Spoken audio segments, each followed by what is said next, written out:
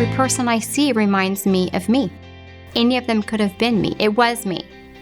And I don't think there's any reason for anyone to be turned away for any kind of medical care. Today was a typical morning for me, and I saw patients speaking English, patients speaking Spanish, Somali, Arabic, Vietnamese, and Burmese. Those were my patients this morning. And that is where I make my greatest impact, because I'm able to prevent illness. And that's what this is all about, preventive medicine. I don't care what kind of insurance you have or whether you don't have, you're going to get the best care here. So if you don't have insurance now, when you get insurance, you still come see us. I believe it's something we can share together, standing tall against the storm. They're telling me the times that While others are talking about healthcare and how to improve access to services, our community health centers have been doing it and have been doing it for 40 years.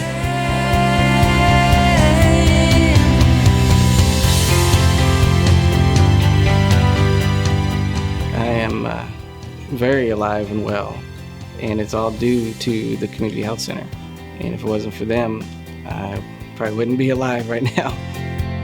Sometimes I get a lot of phone calls. Are you diabetic? Well, we want to take care of you. I said, no, you don't have to. I got people that are doing that already.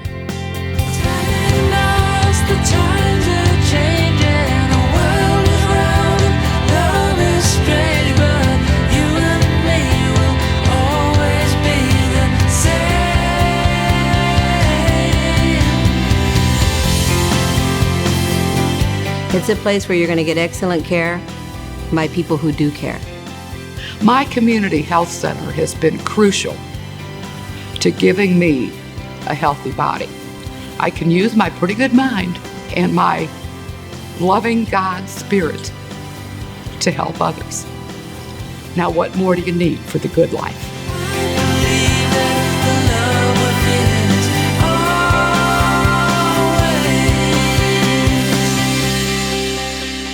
America's Community Health Centers.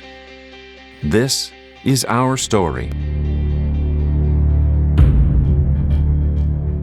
In the early 1960s, our nation was awakened to the reality of millions of Americans living in poverty, uninsured, with no access to medical attention.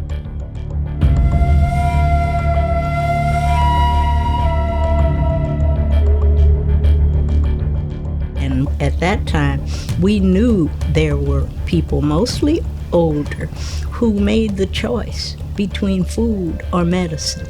And that was in the real world. Kids, we were driving them to get their teeth extracted, permanent teeth, and so children who were compromising the whole future because they didn't have basic health care in our area. And his response to me was that he just needed someplace to go. And everybody just needs someplace to go. And that's what we need to be.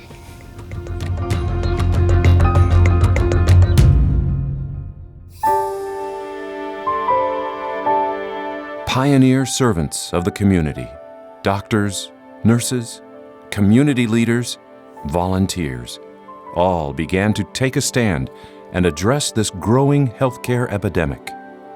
Well, the health center movement really started in the 60s, and I like to think of it as an experiment that really worked. The year was 1965, and in Mound Bayou, Mississippi, and the Columbia Point neighborhood in Boston, Doctors Jack Geiger and Count Gibson pushed forward a radical new idea.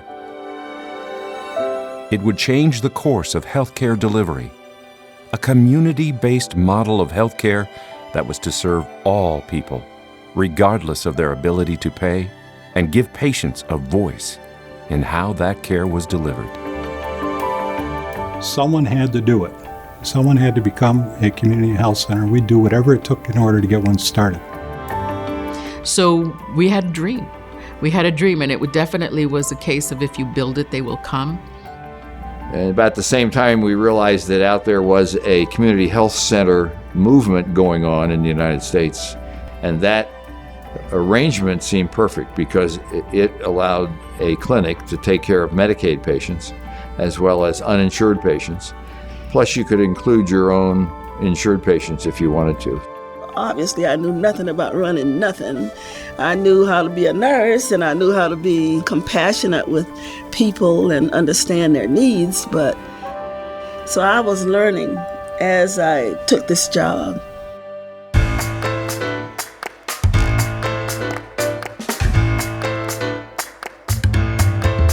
Pretty much by volunteers, volunteer doctors and nurses. So we didn't have any resources. We didn't have any budget. We didn't have any supplies. We didn't have any equipment. So one of our volunteers, who was a very bright college student, decided that he was going to build his own medical equipment. So he went out and bought some spare parts, and he built a centrifuge. Equipment was old and had been retrieved from charitable donations of some kind or another. Jack used to say that the X-ray equipment came off the Mayflower. It was pretty old, but it worked. A copy machine was a big deal back then, you know. Really, I was living out of my checkbook, and so the first person I really needed to hire was a finance person, so I could get some money back in return. So. Back during the old days, I had to literally write the grants, write the progress reports, and sometimes see that the billings went out on time. And a couple of times had to even close the books.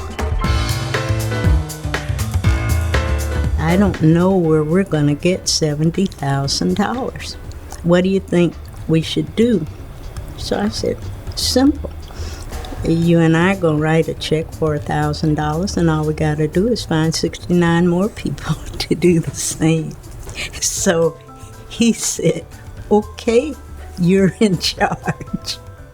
And I said, I need your shop, and I have some cold cash.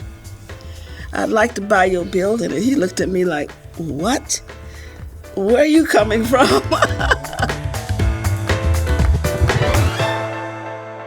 Since then, community health centers have delivered basic health care services to thousands of communities in need. They have evolved into a vital safety net for the uninsured and vulnerable.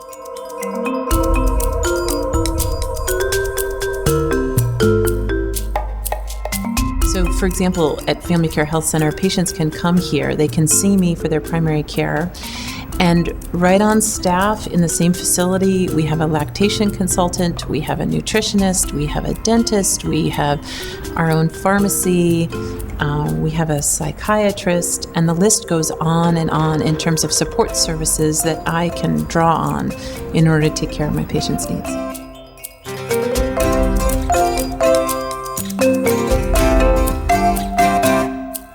Community health centers today do much more than basic primary care. Through the years, we have developed expertise in identifying and treating chronic conditions. Today, if you look at our facilities, they're state-of-the-art. They're digital x-rays. We're paperless.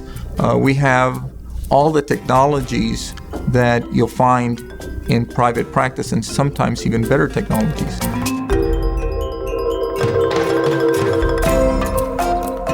Our clinics and our physicians are so in tune with making sure that their patients have something that they can afford, something that they can live out the rest of their life, being able to take care of themselves.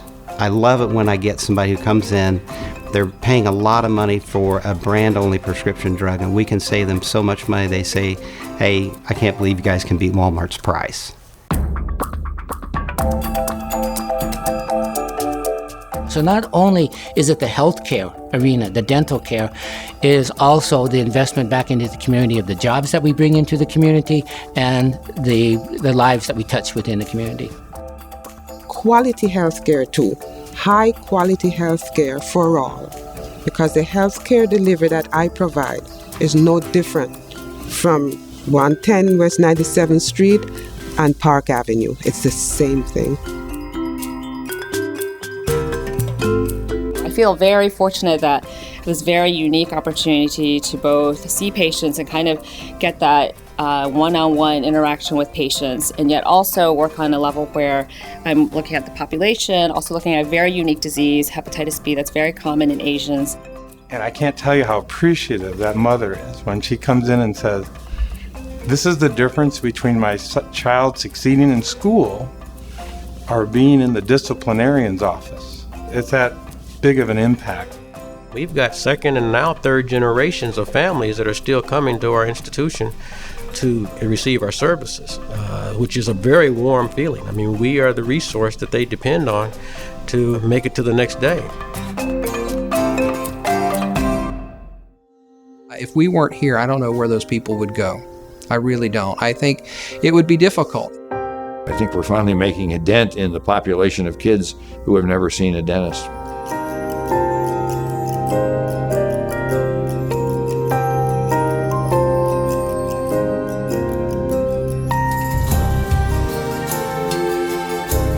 And it really is a movement.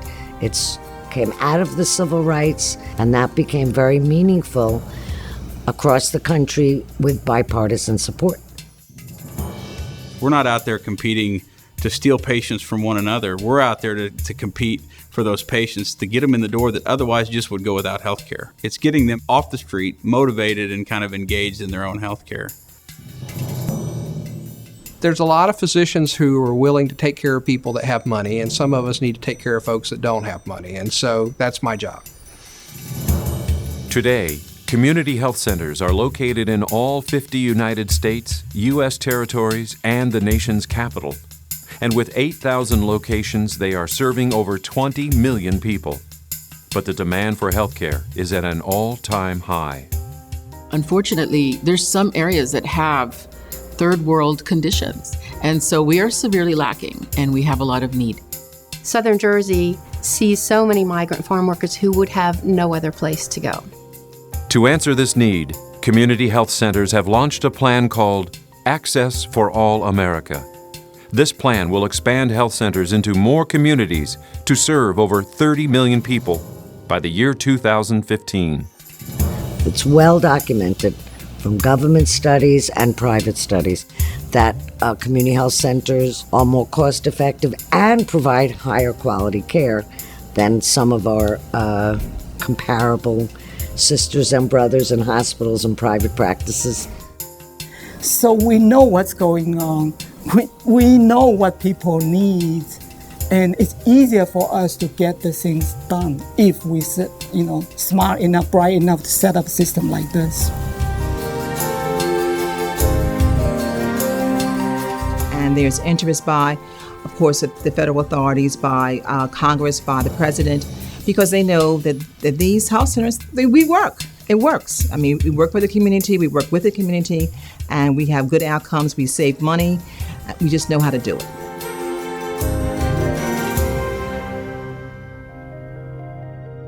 There's just too many good doctors here. I think these are the best doctors in Springfield. I really do.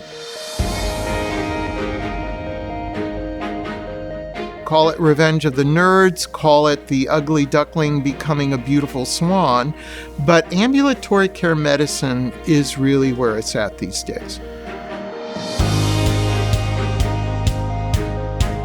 Medical home means that we're kind of a family when we take care of our patients, and that's how we want them to think of us. Because not only do we tap into the normal mainstream community, we touch the unreachables or the inaccessible or the people who think that, just because they're homeless, they have no quote unquote right to care.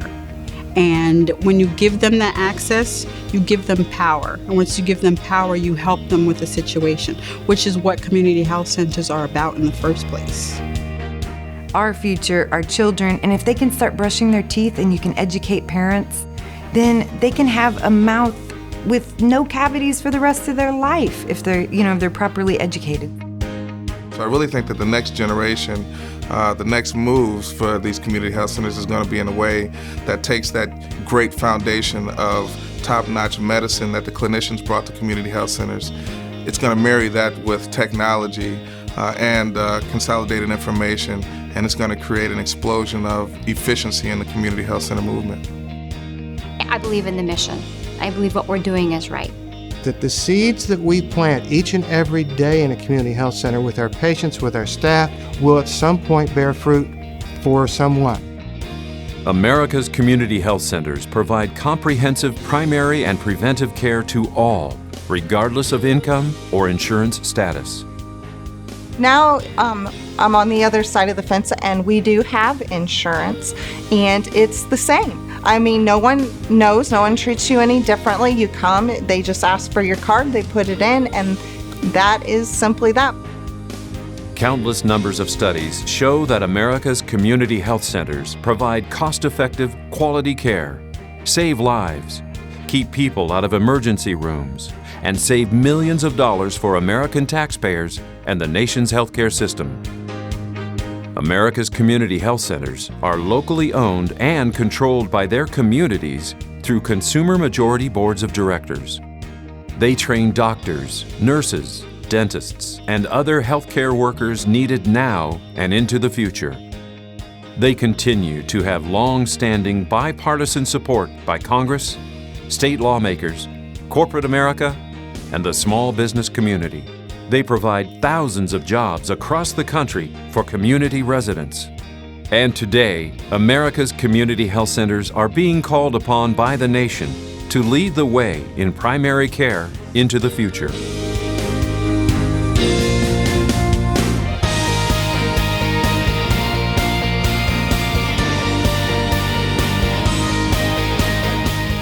You know, it is imperative that we continue to advocate for these agencies that are providing outstanding services and care to the folks, as I said earlier, that need it most. When we talk about gatekeepers, community health should be leading the charge to be those kind of clinics. I am very alive and well, and it's all due to the community health center. And if it wasn't for them, I probably wouldn't be alive right now.